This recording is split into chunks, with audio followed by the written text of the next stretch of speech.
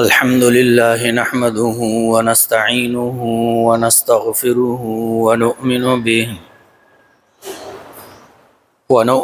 به ونتوكل عليه ونعوذ بالله من شرور أنفسنا ومن سيئات أعمالنا من يهده الله فلا مضل له ومن يضلله فلا هادي له ونشهد أن لا إله إلا الله وحده لا شريك له ونشهد أن سيدنا ومولانا محمدا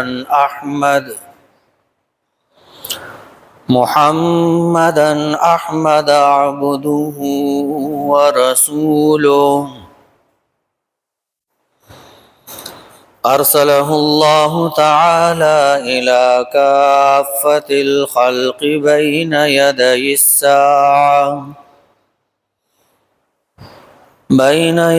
الساعة بشيرا ونذيرا وداعيا إلى الله بإذنه وسراجا منيرا أما بعد فقد قال الله تبارك وتعالى ولهن مثل الذي عليهن بالمعروف وللرجال عليهن درجة والله عزيز حكيم وقال رسول الله صلى الله عليه وسلم خيركم لأهلي وأنا خير لأهلي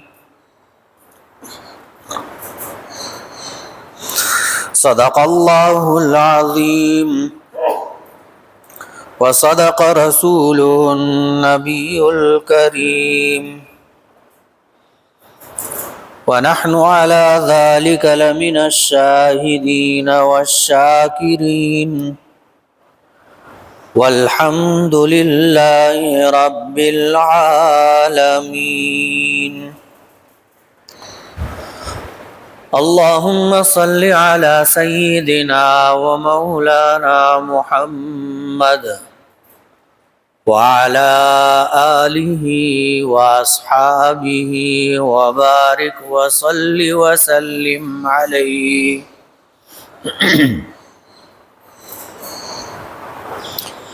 قابل احترام دوستو، محترم بزرگوں اور معزز سامعین، اللہ تبارک و تعالی نے دنیا کو بنی آدم اور انسان کے لیے پیدا فرمایا، اور اس دنیا کے اندر جتنی بھی چیزیں ہیں، جو بھی موجودات ہے، اللہ تبارک و تعالی نے ان سب کو انسان کے لیے مسخر فرمایا۔ یہ فطرتاً انسان کی خدمت پر مامور ہے۔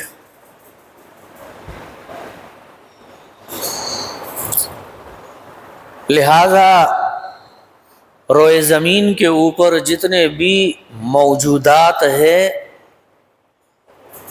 ان سب کا انسان کے زندہ رہنے میں اور انسان کے سانس لینے میں ان کا ایک کردار ہوتا ہے۔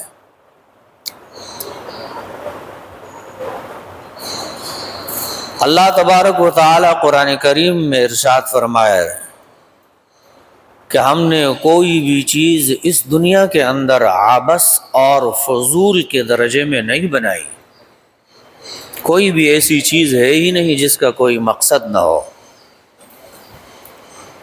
جس کی ضرورت نہ ہو اور اللہ تبارک و تعالی نے اس کو پیدا کر دیا ہو، ایسا کبھی نہیں ہو سکتا۔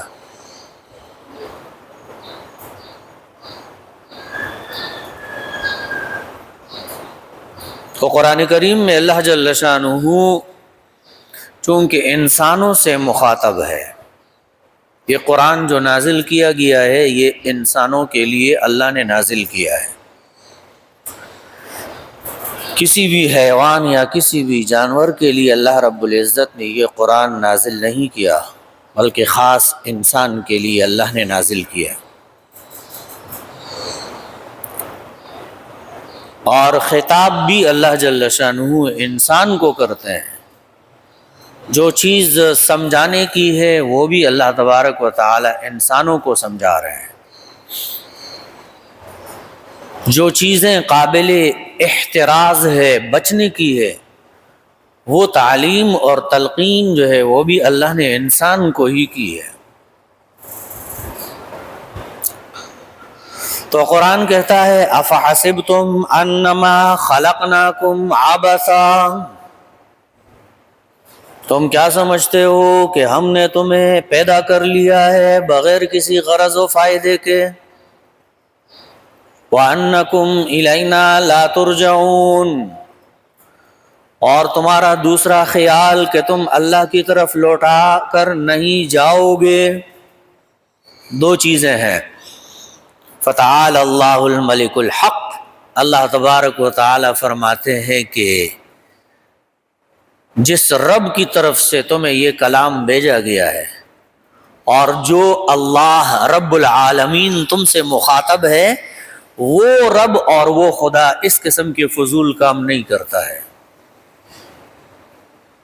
وہ اللہ اس طرح کے عابث کام نہیں کرتا ہے کہ بغیر کسی مقصد کے تمہیں بنا دیا ہو پھر تمہیں چھوڑ دیا ہو، بغیر تمہیں کسی غرض دیے ہوئے ہر چیز کو تمہارے لیے مسخر کر دیا ہو، یہاں تک کہ سورج، چاند، ہوائیں، تمام تر جمادات، تمام تر حیوانات، رینگنے والے، چلنے والے، ان تمام جانوروں کو اللہ نے انسان کے لیے مسخر کر دیا، اور پھر انسان یہ کہے کہ نہیں مجھے تو کوئی مقصد نہیں ملا، تو یہ غلط ہو جائے گا۔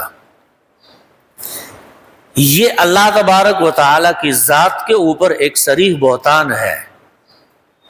اگر ایک انسان اپنے مقصد سے انکار کرتا ہے تو گویا کہ وہ اللہ کی وحدانیت، اللہ کی بڑائی اور اللہ کے پیغام سے انکار کر رہا ہے۔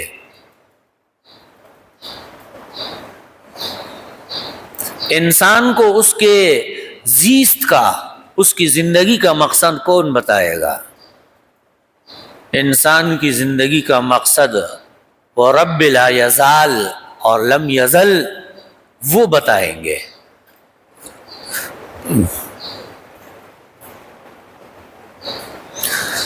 بہت ساری چیزیں دنیا کے اندر ایسی ہے کہ جس کے اوپر عقلاً انسان قابو نہیں پا سکتا، عقل کے بنیاد پر اگر سوچا جائے اور سمجھا جائے تو انسان شیر سے زیادہ طاقتور نہیں ہے، یا پھر انسان گائے اور بیل، بھینس اور بھینسے سے زیادہ طاقتور نہیں ہے، یا انسان جانوروں میں ہاتھی سے زیادہ طاقتور نہیں ہے، لیکن انسان حکومت کرتا ہے ان سب کے اوپر۔ ان جانوروں کے اوپر بھی اللہ نے انسان کو حاکم بنا دیا ہے، جس جانور کے مقابلے کا یہ انسان ہے ہی نہیں۔ تو تمہارے اندر یہ کمال کس نے رکھا؟ تمہیں اتنا عقل مند، ہوشیار اور تدابیر سکھانے والا کون ہے؟ یہ خود بخود سے تو نہیں ہو سکتا ہے نا کہ کوئی چیز آدمی یہ کہے کہ بس خود بخود سے انسان جو ہے نا وہ ہر چیز کے اوپر حاکم بن گیا۔ کیسے حاکم بن گیا؟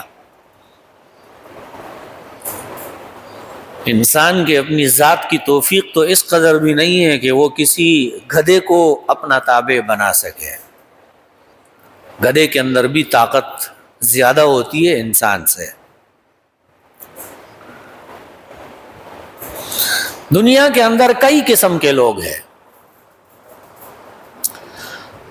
کچھ وہ ہیں جو ہدایت کے اوپر ہے، راہ راست کے اوپر ہے، اللہ کے بتائے ہوئے راستے کے اوپر ہے، اور کچھ وہ ہیں جو راہ راست سے بھٹک چکے ہیں، جو سیدھا راستہ کھو چکے ہیں۔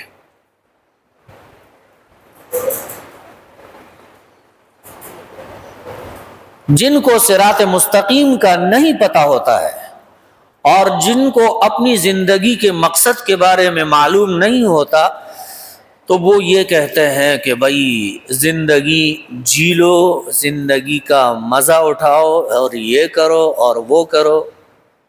وہ اپنے لیے خود سے لگا رہتا ہے اپنی زندگی کے مقاصد تراشنے میں، مختلف قسم کی خراش تراش کرتا رہتا ہے۔ آج مقصد کچھ اور ہے، کل کا مقصد کچھ اور ہے، پرسوں کا کچھ اور ہے، اور کبھی تو پھر اگر یہ بیمار ہو جاتا ہے تو اس کو لگتا ہے کہ زندگی تو ہے ہی بے مقصد، لہذا وہ اپنے آپ کو ختم کر دیتا ہے۔ اور جو لوگ اپنی زندگی کے مقصد سے واقف ہیں تو ان کی طرف سے کبھی بھی یہ بات نہیں کہی جاتی ہے کہ بھئی یہ زندگی ایک دفعہ ملی ہے اور اس کو جیسے چاہو جی لو۔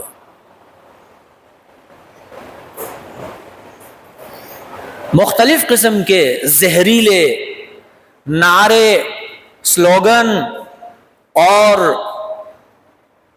زور و شور کے ساتھ بعض باتیں انسانوں کے سامنے ذکر کی جاتی ہے کہ بھئی اصل تو انسان ہے، اصل تو انسانیت ہے، تو وہ کھل کر یہ نہیں کہہ سکتے ہیں کہ بتا سکے لوگوں کو کہ مذہب کا کوئی کردار نہیں ہے۔ وہ دراصل یہ بات کرنا چاہتے ہیں، لیکن وہ لوگوں کے پکڑ سے بچنے کے لیے اس بات کو وہ کھل کر نہیں بیان کرتے۔ جب آپس کی مجلسوں میں بیٹھتے ہیں تو پھر کہتے ہوں گے، پھر آپس میں یہ تذکرے مذاکرے چلتے ہوں گے۔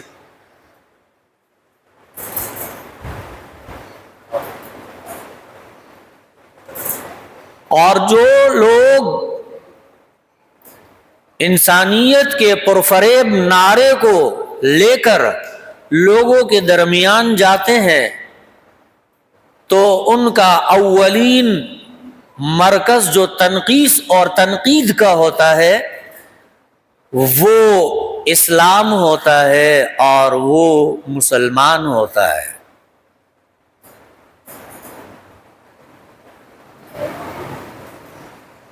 اسلام کے اندر ایک انسان کے جس قدر حقوق بیان کیے گئے ہیں، دنیا کے کسی بھی بنائے ہوئے مذہب کے اندر انسان کے وہ حقوق نہیں ہے۔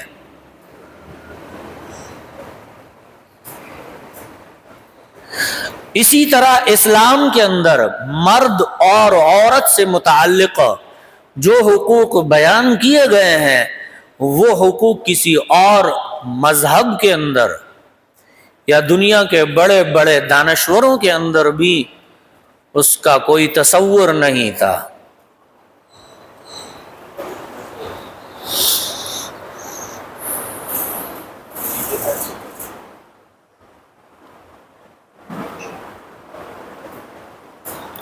جو لوگ مسلمانوں کو خواتین کے حقوق کا درس دیتے ہیں وہ اپنے تاریخ سے ناواقف ہے اور اسلام کے تاریخ سے ناواقف ہے۔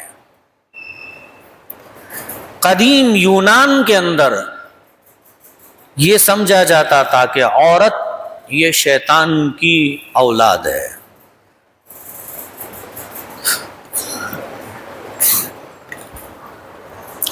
اور رومیوں کے اندر یہ بات مشہور تھی کہ عورت فساد اور نجاست کا ایک مجسمہ ہے.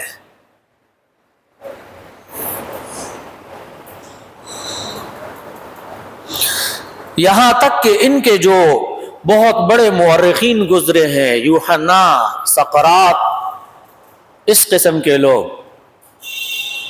وہ بھی یہی کہتے تھے کہ بھئی عورت جو ہے اللہ نے اس کو صرف مرد کی تسکین کا ایک ذریعہ بنایا ہے، معاشرے کے اندر اس کا کوئی کردار نہیں ہے. تو یہود اور نصارا اور ان کے ساتھ ساتھ مکہ کے مشرک اور کافر، ان کے ہاں عورت کی حیثیت اس طرح سے تھی کہ مشرکین مکہ تو ان کو زندہ درگور کر دیتے. جب کسی کو پتہ چلتا کہ اس کے ہاں لڑکی پیدا ہوئی ہے تو وہ لوگوں سے منہ چھپاتا پھرتا تھا اور پھر اس کو زندہ ہی زمین کے اندر گاڑ دیتا تھا. قرآن نے فرمایا وَإِذَا بُشِّرَ أَحَدُهُمْ بِالْأُنثَىٰ، جب ان میں سے کسی کو کہا جاتا ہے لڑکی کی ولادت کا، ظل وجهه مسودا، ان کا چہرہ سیاہ پڑ جاتا ہے. وَهُوَ كَظِيمٌ، وہ اندر ہی اندر گٹ رہا ہوتا ہے کہ اس کے ہاں لڑکی کی پیدائش کیسے ہو گئی. يَتَوَارَى مِنَ الْقَوْمِ مِنْ سُوءِ مَا بُشِّرَ بِهِ، اور یہ اپنے آپ کے لیے اس خبر کو انتہائی ناپسندیدہ سمجھتا تھا، لہذا لوگوں سے منہ چھپائے پھرتا تھا. یہ حالت تھی قبل از اسلام میں عورت کی. کسی کے ہاں کوئی معتبر، کوئی قابل احترام، کوئی قابل عزت چیز نہیں تھی عورت، نہ یہود کے ہاں نہ نصارا کے ہاں. 582 عیسوی کے اندر جب عیسائیوں کی طرف سے یہ فتویٰ جاری کر دیا گیا کہ بھئی عورت ایک ایسی چیز ہے جس کے اندر کوئی روح نہیں ہے، اور اس وقت اسلام کا مشعل روشن ہو چکا تھا مکہ کے اندر، اور پیغمبر صلی اللہ علیہ وسلم فرماتے تھے کہ اللہ نے میری طبیعت کے اندر 3 چیزوں کی محبت رکھی ہے. ایک عورت کے لیے محبت اللہ نے میری فطرت میں رکھی ہے، اور دوسرے نمبر پر خوشبو کی محبت اللہ نے میرے دل میں رکھی ہے، اور تیسرے نمبر پر اللہ رب العزت نے میری آنکھوں کی ٹھنڈک نماز میں رکھی ہے. تو رسول اللہ علیہ السلام نے یہ فرما دیا کہ یہ چیزیں اللہ نے میرے لیے محبوب رکھی ہے. اور پھر غلامی کی زندگی سے اس کو نکالا گیا، اس کو محبوب بیٹی کی صورت دی گئی،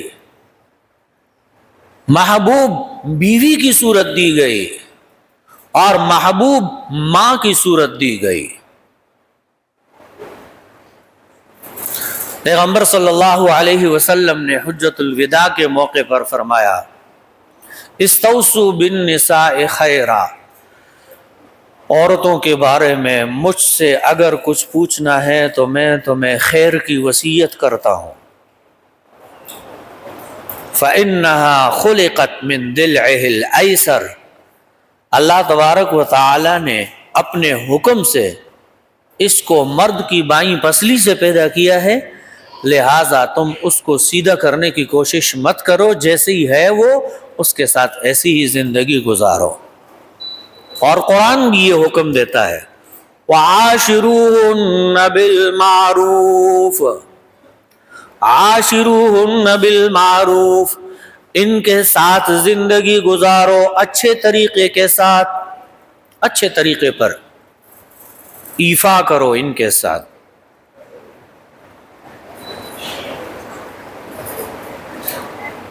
تو اللہ تبارک و تعالی نے ان کو مقام اور مرتبہ عطا کر دیا۔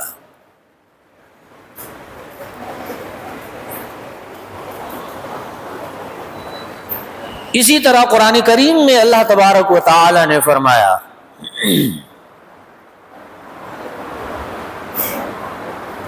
للرجال نصیب مما ترک الوالدان والاقربون وللنساء نصیب مما اکتسبن۔ للرجال نصیب مما اکتسبوا وللنساء نصیب مما اکتسبن۔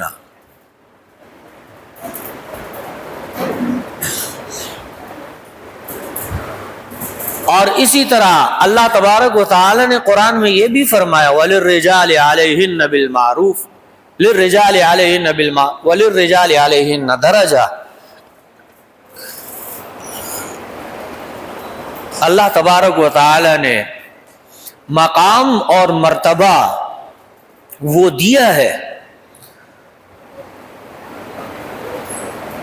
اور اس کا مقام اور مرتبہ اس چیز کے اندر ہے کہ وہ اچھی بیٹی بن کر رہے، اچھی بیوی بن کر رہے، اور اچھی ماں بن کر رہے۔ یہ ضروری ہے، چونکہ یہ بات واضح ہے کہ معاشرے کے اندر بے حیائی کا ایک دور ہے، ایک تسلسل ہے، اور لوگ قیودات سے، اسلام کے فرامین اور پابندیوں سے مرد اور زن دونوں بھاگتے ہوئے نظر آ رہے ہیں، اور دونوں ہی وہ اسلام کے قوانین اور پابندیوں سے نالاں نظر آ رہے ہیں۔ لہذا وہ اسلام کے اندر رہتے ہوئے بھی ایسی چیزوں کا ارتکاب کرتے ہیں، ایسے خیالات کا اظہار کرتے ہیں جس کی شریعت اور اسلام کے اندر قطعاً اجازت نہیں ہوتی۔ اس طرح کی باتوں کا وہ اظہار کرتا رہتا ہے۔ لیکن ایک بات یاد رہے کہ اسلام اور دین یہ ایک نازک سلسلہ ہے، ایک نازک کڑی ہے۔ یہ ایسا نہیں ہے کہ آپ نے کہہ دیا کہ میں مسلمان ہوں اور تم مسلمان بن گئے۔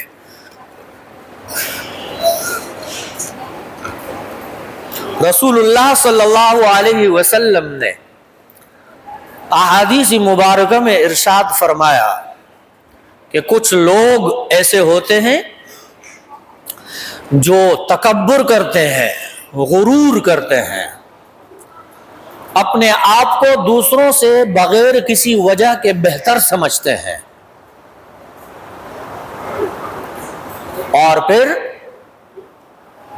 پیغمبر علیہ الصلوۃ والسلام نے فرمایا کہ نہ تو ان لوگوں کے نماز پڑھنے کا کوئی فائدہ ہوتا ہے، اور نہ ان کے روزہ رکھنے کا کوئی فائدہ ہوتا ہے، اور نہ ان کے اقرار کرنے کا کوئی فائدہ ہوتا ہے کہ اگر وہ کہے کہ ہم مسلمان ہیں۔ ایک آدمی اگر جھوٹ بولتا ہو، دھوکہ دیتا ہو، خیانت کرتا ہو، بد اخلاق ہو، اس کا یہ کہنا کہ میں مسلمان ہوں اس سے کوئی فرق نہیں پڑتا، کیونکہ اللہ کے نزدیک یہ آدمی مسلمان نہیں ہے۔ جو آدمی جھوٹا ہے وہ مسلمان نہیں ہے، اور جو آدمی خائن ہے، خیانت کرتا ہے، یہ مسلمان نہیں ہے، اور جو آدمی اپنے وعدے کو پورا نہیں کرتا ہے وہ مسلمان نہیں ہے۔ اور پیغمبر علیہ الصلوۃ والسلام نے فرمایا وَإِنْ صَامَ وَصَلَّى، اگرچہ یہ نماز بھی پڑھتا ہے، اگرچہ یہ روزہ بھی رکھتا ہے، وَزَعَمَ أَنَّهُ مُسْلِمٌ، اس کا گمان یہ ہے کہ میں مسلمان ہوں، ہم تو اپنے گمان کے اندر مار دیے جائیں گے۔ جب ہم اپنے اعمال کے اوپر غور کرتے ہیں تو جھوٹ سب سے بڑا جھوٹا مسلمان ہوگا، سب سے بڑا دھوکے باز مسلمان ہوگا، سب سے بڑا خیانت کرنے والا مسلمان ہوگا، سب سے زیادہ بد اخلاقی کے ساتھ پیش آنے والا مسلمان ہوگا۔ لیکن ہم خوش ہیں اس بات کے اوپر کہ ہم اعلان کرتے کہ ہم مسلمان ہیں۔ بھائی ہمیں کہنے کی ضرورت نہیں ہے کہ ہم مسلمان ہیں، وہ اللہ کو پتا ہے کہ کون مسلمان ہے۔ قرآن میں اللہ تبارک و تعالی نے مشرکین کے بارے میں فرمایا، یمنون علیک ان اسلموا، کچھ لوگ وہ ہیں جو آپ کے اوپر اس بات کو جتلاتے ہیں کہ وہ ایمان لائے ہیں۔ قل لا تمنوا علی اسلامکم، قرآن کہتا ہے کہ تمہیں یہ بتانے کی ضرورت نہیں ہے، مجھ پر یہ جتلانے کی ضرورت نہیں ہے کہ تم مسلمان ہو۔ بل اللہ یمن علیکم ان ہداکم للایمان، تمہیں تو اللہ کا احسان ماننا چاہیے کہ اللہ نے تمہیں ایمان کی طرف رہنمائی کی، اللہ نے تمہاری رہنمائی کی ایمان کی طرف، تمہیں اللہ کا شکر گزار ہونا چاہیے۔ یاد رہے یہ بات عام ہونی چاہیے مسلمانوں کے درمیان، ہر مسلمان کو اس بات کا علم ہونا چاہیے کہ اگر وہ جھوٹ بولتا ہے تو پیغمبر کہتا ہے کہ نماز اور روزے رکھنے سے اور خود کو مسلمان کہنے سے کام نہیں چلے گا۔ ہر مسلمان کو اس بات کا اندازہ ہونا چاہیے کہ اگر ایک آدمی خیانت کرتا ہے یا ایک آدمی وعدہ کر کے مکر جاتا ہے، وعدہ پورا نہیں کرتا، پیغمبر کہتا ہے کہ اس آدمی کی نمازیں، اس کے روزے کسی کام کے نہیں ہے، اس کا اپنا اقرار کرنا بھی بیکار ہو جاتا ہے۔ اگر یہ خود سے اپنی زبان سے اقرار بھی کرتا ہے کہ میں مسلمان ہوں، پیغمبر کہتا ہے مسلمان نہیں ہے۔ وَإِن صَامَ وَصَلَّى وَزَعَمَ أَنَّهُ مُسْلِمٌ، آپ اپنی زندگی کو، اپنی زندگی کی چٹائی کر لے۔ کیسے؟ آج کے بعد کبھی جھوٹ نہیں بولوں گا، آج کے بعد کبھی کسی کے ساتھ خیانت نہیں کروں گا، آج کے بعد کسی کے ساتھ وعدہ خلافی نہیں کروں گا، آج کے بعد کسی کے ساتھ بد اخلاقی کے ساتھ پیش نہیں آؤں گا۔ آپ اپنی زندگی میں اس بات کا اقرار کر لے، اس کے اوپر پابند رہے، پھر آپ کو کسی کو بولنے کی ضرورت نہیں ہے کہ میں مسلمان ہوں۔ یہاں آپ کو بتانا پڑتا ہے کیونکہ سامنے والا تیرے کردار سے اندازہ ہی نہیں کر سکتا ہے کہ تو مسلمان ہے یا نہیں ہے۔ اگر ہمارے ساتھ کوئی لین دین کرتا ہے، معاملات ہوتے ہیں زندگی کے اندر، تو ہمارے معاملات سے اس بات کی پہچان ہوتی ہی نہیں ہے کہ ہم مسلمان ہیں۔ آسان سی بات ہے، آپ باہر بازار میں جائیں،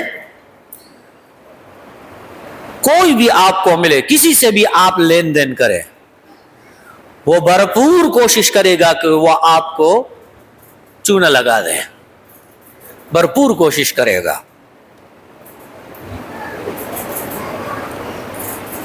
کسی نے تفنناً کہا کہ دنیا کے اندر سب سے سچا آدمی جو ہے وہ پان والا ہوتا ہے، کیونکہ وہ بول کے چونا لگاتا ہے، اور باقی سب جو ہے بنا بولے انسان کو چونا لگا دیتا ہے۔ دھوکہ کیا کہنا، فراڈ کیا کہنا، یہ تو ہماری زندگی کا حصہ بن چکا ہے۔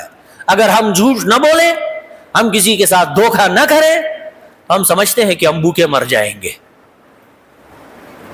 ہمارا خیال یہ ہے نا، ہر آدمی یہی سمجھتا ہے۔ اور بھائی اپنے گناہ کے لیے عذر بھی ہم بنا دیتے ہیں، اگر ہم کہیں کہ بھائی ایسا کیوں کرتے ہیں، وہ کہتے ہیں بھائی اس کے بغیر تو گزارا ہی نہیں ہو سکتا ہے، تم نے کبھی حلال کھایا ہی نہیں ہے نا، اس وجہ سے تمہیں لگتا ہے کہ جب تک میں حرام کماؤں گا نہیں تو میرا گزارا نہیں ہوگا۔ اگر کبھی زندگی میں حلال کمایا ہوتا، کھایا ہوتا، تو آپ کو اندازہ ہوتا کہ بہترین گزارا جو ہوتا ہے وہ تو حلال کے اندر ہوتا ہے، آپ کا نفس بھی مطمئن ہو، آپ کی عبادت بھی خالص ہو۔ ایک آدمی حرام کماتا ہے، حرام کھاتا ہے، آ کے نمازیں بھی پڑھتا ہے، پھر جا کے عمرے بھی کرتا ہے، حج بھی کرتا ہے، آپ کو کیا لگتا ہے اس کا یہ عمرہ، حج، یہ نمازیں قبول ہوں گی؟ کبھی بھی قبول نہیں ہوں گی، کبھی بھی قبول نہیں ہوں گی۔ ایک بات بتاؤں، بعض لوگ پوچھتے ہیں، سوال کرتے ہیں، اگر ہم ان کو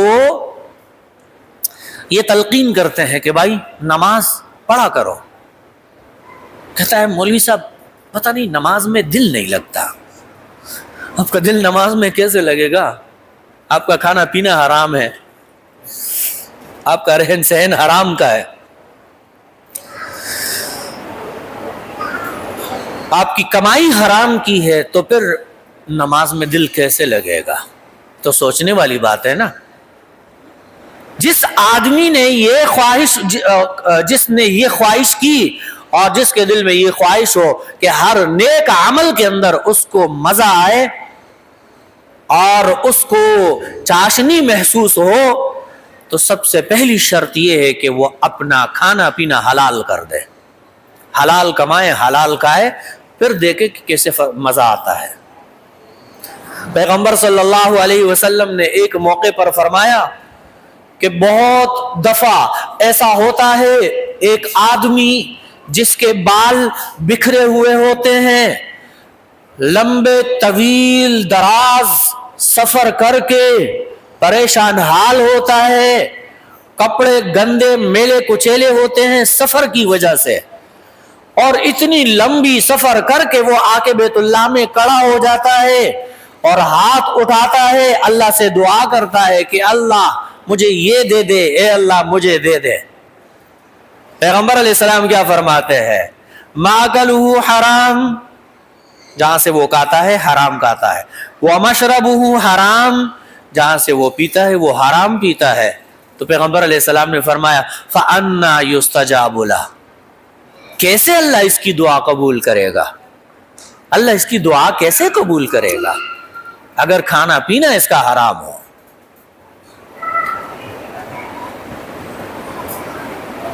تو ہم لوگ اپنی پریشانیوں کے بارے میں تو دوسروں سے کہتے ہیں کہ بھائی یار کاروبار میں پریشانی ہے، دعا کر لو، اچھی بات ہے، آپ دعا کا کہیں، کسی سے بھی کہیں۔ آج تک کسی ایک مسلمان کو یہ سنا ہے کہ یار دل میں بڑے شیطانی وسوسے آتے ہیں، دعا کرو کہ اللہ میری ایمان کی حفاظت کرے؟ کبھی کسی کو یہ کہا ہے کہ بھائی میرے ایمان کے لیے دعا کرو؟ کبھی کسی کو یہ کہا ہے کہ میری نماز کے لیے دعا کرو؟ کبھی کسی کو کہا ہے کہ میرے لیے نیک اعمال کے لیے دعا کرو؟ نہیں، کبھی بھی نہیں کہا ہے، کیونکہ ہمارے نزدیک وہ غیر اہم ہے۔ اہم یہ ہے کہ ہم صحت مند ہو، ہمارے پاس مال و دولت ہو اور ہر چیز کی فراوانی ہو۔ اس کے لیے ہم جھوٹ بھی بولتے ہیں، دھوکہ بھی دیتے ہیں، فراڈ بھی کرتے ہیں، سب کچھ کرتے ہیں اس کے لیے۔ لیکن بات تو وہی ہے جو پیغمبر نے کہی ہے۔ پیغمبر نے کہا ہے کہ اگر دھوکہ، جھوٹ، فریب، وعدہ خلافی تمہاری زندگی میں ہے تو نہ تمہیں تمہاری نماز بچا سکتا ہے، نہ تمہارا روزہ بچا سکتا ہے، اور نہ ہی تمہارے لمبی لمبی تسبیح لا الہ الا اللہ پڑھنا بھی تمہیں نہیں بچا سکتا۔ وَزَعَمَ أَنَّهُ مُسْلِمٌ، 500,000 کی تسبیح لے کے دن میں لا الہ الا اللہ، لا الہ الا اللہ پڑھتے رہو، لیکن اگر جھوٹ، دھوکہ، فریب، فراڈ، وعدہ خلافی اگر یہ تمہاری زندگی میں ہے تو یہ تسبیح، یہ جہنم کا ہار تو بن سکتا ہے لیکن یہ تمہیں بچا نہیں سکتا۔ اللہ تبارک و تعالی میں عمل کی توفیق عطا فرمائے۔ وآخر دعوانا الحمدللہ رب العالمین۔